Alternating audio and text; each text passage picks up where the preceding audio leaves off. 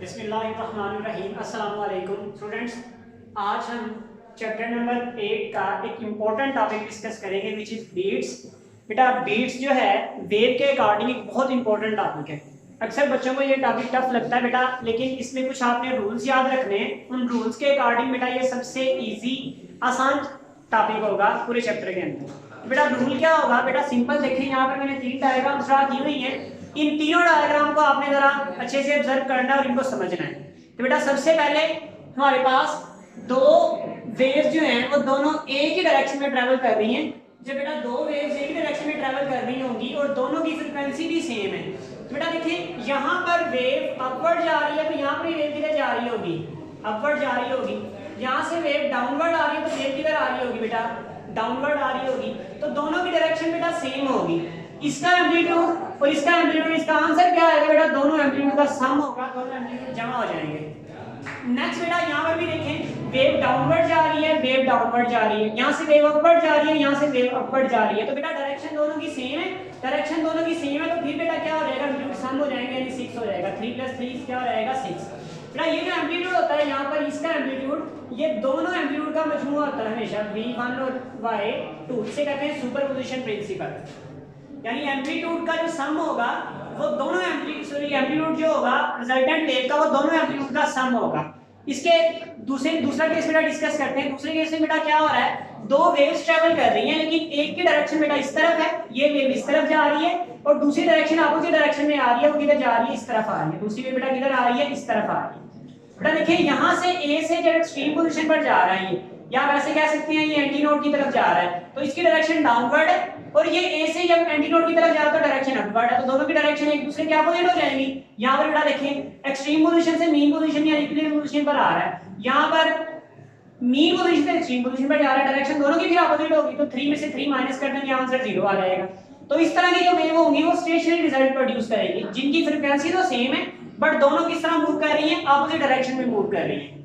बेटा इसे stationary wave, और यहाँ पर हमारे पास इंटरफेरेंस हो चुका था, ये कंस्ट्रक्टिव इंटरफेरेंस खास तौर पे हम बात करते हैं। तो बेटा अब यहाँ पर थर्ड केस है। थर्ड केस में बेटा क्या है, दोनों की डायरेक्शन वेव्स की सेम है, इस वेव की डायरेक्शन और इस वेव की डायरेक्शन बेटा क्या है, सेम है, लेकिन इनकी फ्रीक्वेंसी में थोड़ा सा डिफरेंस है। फ्रीक्वेंसी में बेटा फर्क का मतलब क्या है, देखिए यहाँ पर ये स्टार्ट हो रही है और यहाँ से ये एंड से डाउनवर्ड जा रही है, यहाँ से ये अपवर्ड जा रही है। इन दोनों की फ्रीक्वेंसी किसी जगह पर मैच कर जाती है, मतलब इनकी डायरेक्शन किसी जगह पर मैच कर जाती है, किसी जगह पर अपोज कर जाती है। यहाँ पर बेटा देखिए ये अपवर्ड है तो ये क्या हो गई, डाउनवर्ड। फिर उसके बाद यहाँ पर बेटा देखिए ये अपवर्ड है तो यहाँ पर ये भी अपवर्ड है, तो यहाँ पर ये मैच कर गई है, लेकिन यहाँ पर क्या हुई है बेटा, ये अपोजिट हो गई है। जैसे कि यहाँ से ये अपवर्ड है और यहाँ से ये डाउनवर्ड है, तो बेटा क्या हुआ, अपोजिट हो गई। जब जहां पर ये अपोजिट होंगी वहां पर एम्पलीट्यूड कम हो जाएगा, एम्पलीट्यूड क्या हो जाएगा, वहां पर कम हो जाएगा, और जहां पर ये मैच कर गई है एक दूसरे के साथ वहां पर एम्पलीट्यूड क्या हो जाएगा, बढ़ जाएगा। तो बीट्स का मतलब क्या है, बीट्स बेटा इसी सुपरपोजिशन प्रिंसिपल को ही फॉलो करता है। मींस जहां पर एम्पलीट्यूड उन जगहों पर बढ़ेगा जहां पर दोनों वेव्स की डायरेक्शन क्या होगी, सेम। जैसे दोनों वेव्स की डायरेक्शन ऊपर की तरफ है तो एम्पलीट्यूड क्या हो जाएगा, बढ़ जाएगा। यहां पर दोनों वेव्स की डायरेक्शन डाउनवर्ड है, दोनों की सेम है, तो एम्पलीट्यूड क्या हो जाएगा, बढ़ जाएगा। जहां पर एम्पलीट्यूड कम हो जाएगा उन जगहों पर जहां पर वेव की डायरेक्शन एक दूसरे के अपोजिट होगी, जैसे कि फर्स्ट पोजीशन और ये वाली पोजीशन। ये बेटा बीट्स था हमारे पास। इसी तरह से बेटा बीट्स की हमने डेफिनेशन लिखी है। बीट्स बेटा क्या होती हैं, दी waves, two waves slightly different in frequency, जिनकी फ्रीक्वेंसी में थोड़ा सा फर्क हो, ट्रैवलिंग इन सेम डायरेक्शन, लेकिन दोनों एक ही तरफ जा रही हो, ओवरलैप ईच अदर, एक दूसरे के ऊपर आ जाए, राइज और फॉल देयर रिजल्टेंट एम्पलीट्यूड। उसका रिजल्ट क्या होगा, उनका एम्पलीट्यूड जो होगा वो या तो बेटा राइज हो जाएगा या फिर फॉल हो जाएगा, या इंक्रीज कर जाएगा या फिर डिक्रीज हो जाएगा, दोनों में से एक काम होगा। जैसे कुछ हिस्सों पर एम्पलीट्यूड कम हो गया, कुछ हिस्सों में एम्पलीट्यूड बढ़ गया है। आर कॉल्ड बीट्स, इन्हें कहते हैं बीट्स। इसकी एग्जांपल बेटा लेट करते हैं। कंसीडर टू ट्यूनिंग फोक, बेटा दो ट्यूनिंग फोक ले रहे हैं जो प्रोड्यूस कर रहे हैं, producing the sound of slightly different in frequency. उन्होंने दो साउंड प्रोड्यूस किए, उन दोनों की फ्रीक्वेंसी बेटा क्या थी, स्लाइटली डिफरेंट थी। एज शोन इन फिगर, जैसे कि फिगर में बेटा दिखाया गया है। तो बेटा ट्यूनिंग फोक एक जो है वो भी साउंड प्रोड्यूस कर रहा है, ये जो साउंड प्रोड्यूस कर रहा है इसकी फ्रीक्वेंसी थी FA, ये भी ट्यूनिंग फोक साउंड प्रोड्यूस कर रहा है, इसकी फ्रीक्वेंसी क्या है, B है। तो बेटा यहाँ पर इन दोनों की फ्रीक्वेंसी में स्लाइटली डिफरेंस है, फर्क है दोनों में। तो हमारे पास बेटा क्या आएगा, FA एंड FB। FA बेटा हमारे पास कितना होगा, 32 हर्ट्ज। हमने लेट किया है, FB कितना होगा, 30। लेट कर दे बेटा, कोई भी वैल्यू लेट कर दे, दोनों में फ्रीक्वेंसी का फर्क है। तो इससे क्या होगा बेटा, जहां पर देखें यहाँ पर स्टार्टिंग में दोनों के एम्पलीट्यूड अपोजिट डायरेक्शन में, ये ऊपर की तरफ जा रहा है, नीचे की तरफ आ रहा है, यहाँ पर तरफ जा रहा है। यहाँ पर अप्रॉक्सीमेटली फिर बेटा अपोजिट होगी, ये ऊपर की तरफ जा रहा है, नीचे की तरफ जा रहा है। यहाँ पर बेटा बढ़ गई डायरेक्शन दोनों की सेम हो गई, सॉरी नीचे की तरफ आ रहा है, नीचे की तरफ आ रहा है। तो जहाँ पर डायरेक्शन सेम हो जाएगी वहाँ पे एम्पलीट्यूड बढ़ जाएगा, जहाँ पे डायरेक्शन सेम हो जाएगी एम्पलीट्यूड बढ़ जाएगा, जहाँ पे डायरेक्शन अपोजिट हो जाएगी वहाँ पे एम्पलीट्यूड क्या हो जाएगा, कम हो जाएगा। इससे बेटा क्या प्रोड्यूस होगी, बीट्स प्रोड्यूस होगी। तो बेटा यही पॉइंट लिखा हुआ है इन फिगर जैसे बेटा दिखाया गया है। They produces resultant wave of larger amplitude, ये प्रोड्यूस करेंगे लार्जर एम्पलीट्यूड। कहां पर, where the directions are same, जहां पे डायरेक्शन किस क्या होगी, सेम होगी। एंड स्मॉलर एम्पलीट्यूड, और स्मॉलर एम्पलीट्यूड प्रोड्यूस करेंगे where the directions of wave are opposite, direction जहां पर क्या होगी, अपोजिट होगी, वहां पर एम्पलीट्यूड क्या हो जाएगा, कम हो जाएगा, और जहां पे डायरेक्शन सेम होगी वहां पे एम्पलीट्यूड क्या हो जाएगा, बढ़ जाएगा। इंपॉर्टेंट पॉइंट बेटा बीट्स के पॉइंट ऑफ व्यू से, तो बीट्स पॉइंट ऑफ व्यू से बेटा ये याद रखिएगा, एक सेकंड में सपोज करें ये एक बीट है, ये एक बीट है, ये एक बीट है, जहां से टोटल मैक्सिमम मिनिमम एम्पलीट्यूड का जो टोटल एक हिस्सा होता है इसे एक बीट कहते हैं।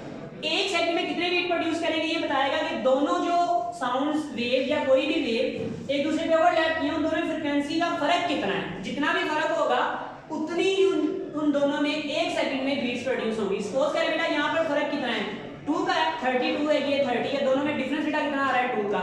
इसका मतलब ये हुआ अगर 2 का फर्क आ रहा है तो एक सेकंड में ये 2 बीट्स ही प्रोड्यूस कर सकता है। अगर 3 का फर्क आ रहा होता तो एक सेकंड में 3 बीट प्रोड्यूस कर सकता है। 4 का फर्क आ रहा तो 4 सेकंड में 4 प्रोड्यूस कर सकता है। बेटा यही पॉइंट लिखा हुआ है, number of beats per second is equal to the difference between two frequencies. Number of beats जो एक सेकंड में होगी वो किसके इक्वल होगी, डिफरेंस दो फ्रीक्वेंसीज के। अगर ए वाली फ्रीक्वेंसी बढ़ी है तो F A minus F B, और अगर बी वाली बढ़ी है तो F B minus F A. Number of beats in per second, एक सेकंड में जो फ्रीक्वेंसी प्रोड्यूस होगी बेटा उसकी बात कर रहे हैं। अब बेटा अगर बी वाला बढ़ा तो बी माइनस ए लिखेंगे, और ए वाला बढ़ा तो ए माइनस ई लिखेंगे, और ये एन जो होगा यहाँ पर नॉर्मली हम हमेशा क्या लेते हैं बेटा, पॉजिटिव लेते हैं। इसके बेटा कुछ यूजेस हैं जो अक्सर शॉर्ट क्लास में बेटा पूछे जाते हैं।